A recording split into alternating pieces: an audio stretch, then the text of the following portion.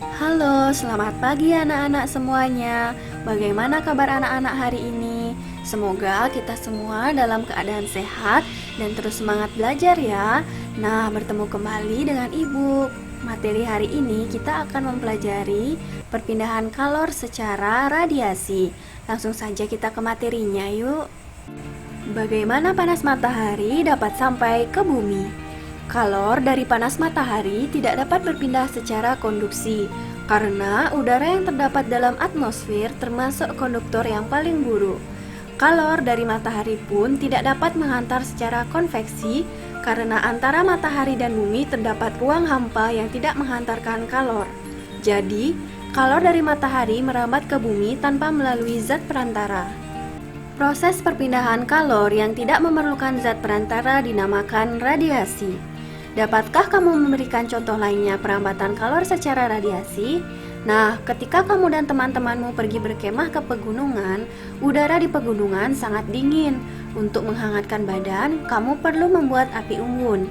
Nah, panas dari api unggun tersebut dapat sampai ke tubuhmu tanpa melalui zat perantara. Perpindahan panas seperti ini dikatakan secara radiasi. Pernahkah kamu pergi keluar rumah pada siang hari yang terik dengan menggunakan baju hitam? Apa yang kamu rasakan? Ketika kamu keluar rumah pada siang hari yang terik dengan menggunakan baju hitam, badanmu akan terasa panas. Hal ini disebabkan karena warna hitam merupakan penyerap kalor radiasi yang paling baik. Nah, untuk selanjutnya kita akan membahas proses radiasi dalam kehidupan sehari-hari. Setiap benda dapat memancarkan dan menyerap radiasi kalor, yang besarnya bergantung pada suhu benda dan warna benda. Pernahkah kamu melihat alat penetas telur ayam? Alat penetas telur ayam seperti gambar di atas adalah sebuah alat yang digunakan untuk menetaskan telur tanpa bantuan induk ayam. Telur-telur ayam yang akan ditetaskan diletakkan di dalam sebuah wadah yang temperaturnya bisa diatur. Di dalam alat penetas telur, telur ayam disinari cahaya lampu tujuannya agar mendapatkan radiasi atau pancaran panas untuk lebih mempercepat menetasnya telur tersebut tanpa bantuan induknya. Peristiwa ini termasuk perpindahan kalor secara radiasi. Nah, jadi makin panas benda dibandingkan dengan panas lingkungan sekitar, makin besar pula kalor yang diradiasikan ke lingkungannya. Begitu pula sebaliknya, semakin luas permukaan benda panas, makin besar pula kalor yang diradiasikan ke lingkungannya. Anak-anak, untuk selanjutnya kita akan membahas contoh radiasi dalam kehidupan sehari-hari. Simaklah cerita di bawah ini.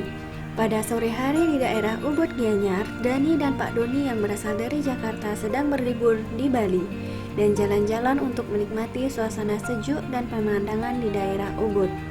Namun, setelah berjalan beberapa saat, Dani dan Pak Doni melihat keramaian di suatu tempat dan mencari tahu mengapa tempat tersebut ramai.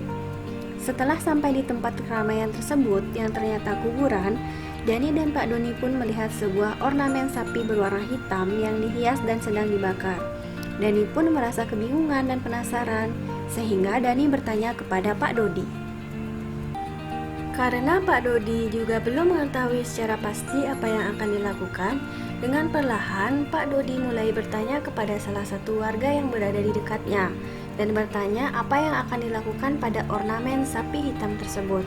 Lalu salah satu warga yang bernama Pak Made menjelaskan bahwa yang terjadi sekarang di kuburan ini adalah tradisi ngaben dengan menggunakan lembu hitam yang sudah dihias, yang dimana mayat yang telah diupacarai sedemikian rupa akan ditempatkan di dalam lembu tersebut dan dibakar untuk abunya akan dibawa ke lautan.